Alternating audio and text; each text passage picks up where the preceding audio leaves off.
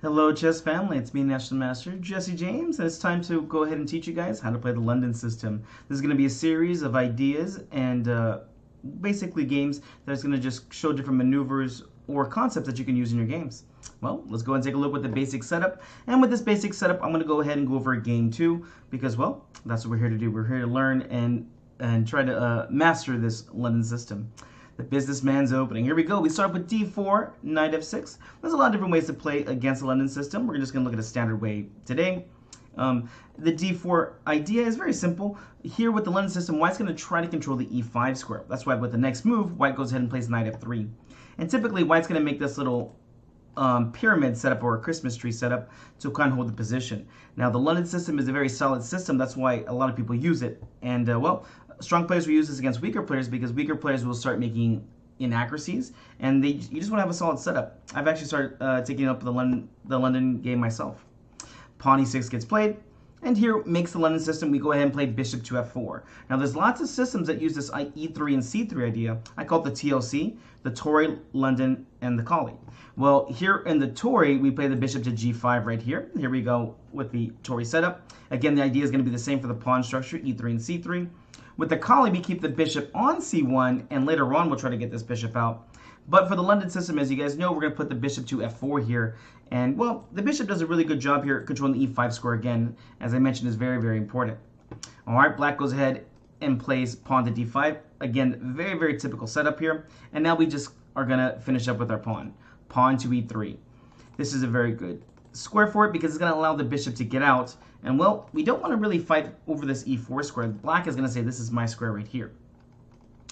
Bishop to d6, a very standard way to play. Here we'll take a look at games where black doesn't challenge the e5 square and play something like bishop e7. Those games seem to be a lot better for white.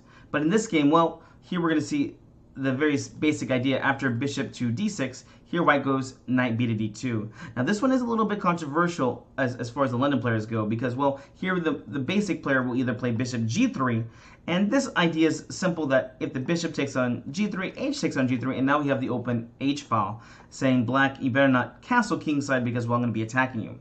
But here, again, a controversial idea but also basic is just playing knight b to d2. Now, what's so controversial about this? Well, you're allowing your opponent to go ahead and take on f4. And, well, is that really that bad? Not really. After pawn takes on f4, you can actually see that we have more control over this e5 square. Now, if black's a good player, he can definitely mess up your pawn structure here with something like pawn to c5 later on.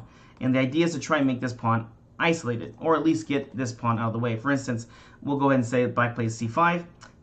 Here, best would be to take, but even then, that's not going to be great for you. So here we'll say c3 gets played, and this is the idea. Knight c6, bishop d3, and now black can take, and now we see we got this isolated pawn right here. And black can definitely challenge for equality. Anyways, back to the main game.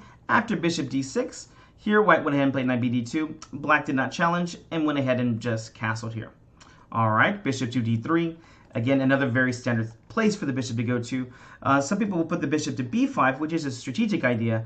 Typically, the knight's on c6, and because we know that the e5 square is so important, we want to trade this bishop off. With that being said, the London bishop will usually point to the weakest square whenever the king is castled, which is the h7 point. Here we see that the knight is defending, but we have lots of ways to try and kick this knight away. So here the bishop typically will go to h7 here. Black plays the best move, pawn to c5. Again, a very typical move here, and one that you should know typically is not a good idea to take. There are some lines which we will be going over, but for the most part, when they play c5, we go ahead and play pawn c3 right away. And this is important because, well, if black ever takes, which way do we take back? Do we take back with the e pawn, or do we take back with the c pawn?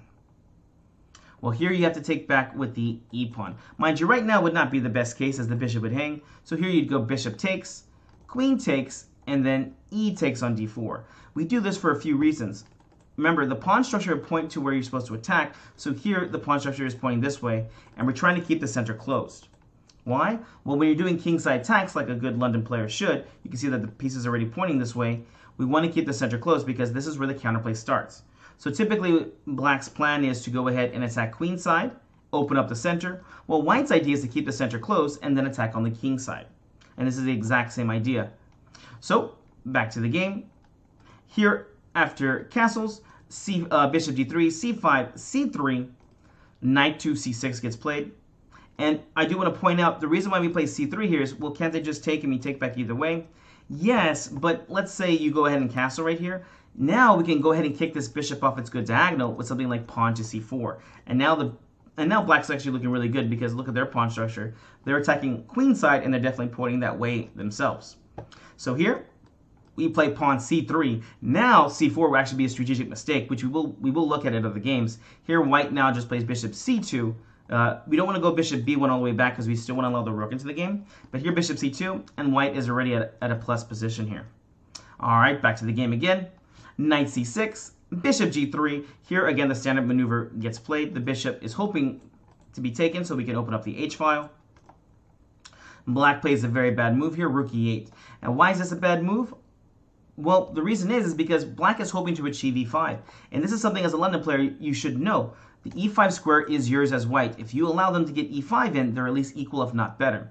Now, there's only one position I know where they can do this, and they're going to be okay, and that's mostly in like a Kali system. But even here, white will have a slight edge. And so here, black played the rook over to play pawn to e5 to defend. But here, well, white to move. What is the best move here? If you're a theoretical London player, or you're a London player that plays a lot of the good theoretical moves, you should know this one really fast. We need to stop pawn to e5. What do we play here? Remember, I do encourage you to push pause, or hopefully you found it. Here we play the knight to e5. Very basic idea. We're not going to allow e5, and now you see that this rook, well, it's not doing anything on this file. And also, when this rook got moved to e8, now f7 is weak. All right, here we go. Queen c7 got played. Black is really trying to exert as much pressure as possible on this square. Double down, this is our square. Pawn to f4. Knight to d7, and already we fall for one of the traps in the London system. Here we can see that white has lots of good attacking chances. Go ahead and push pause if you can find white to move and win here. All right, hopefully push pause, hopefully you found the idea. Remember, when we're looking for forced moves, look for checks, captures, and threats. That's exactly what happens here. And this is one of the problems with the rook going to e8. Although it was trying to prepare this e5 square, it made f7 weak, and the rook is unprotected. You should always look for tactics when there's unprotected pieces. So we start off with bishop takes on h7 check, and the king goes to f8. If the king does take, well, white to move and win. Queen to h5 check, king back to g8, queen takes on f7 check, king h7, and you could take here on e8 right away, or maybe throw a check in so when you take the rook, it'll be a check again. Either way, this is a +8 position, and white is winning. This is actually part of the trap series, the London system trap series that I have. Check out the video, please. So, back to the game here. Black played king f8, trying to run, but here white just has too many good squares here. By the way, taking on e5 is always going to be a bad idea here. You can see earlier that they did not take. Why are they not taking?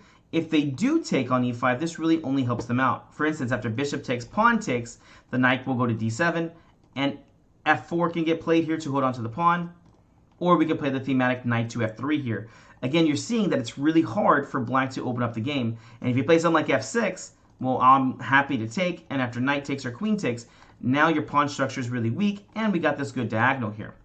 That's why in the game, black is trying to build up against this, and they fall for this trap. Bishop takes h7 check, king to f8, and now the attack really just finishes itself.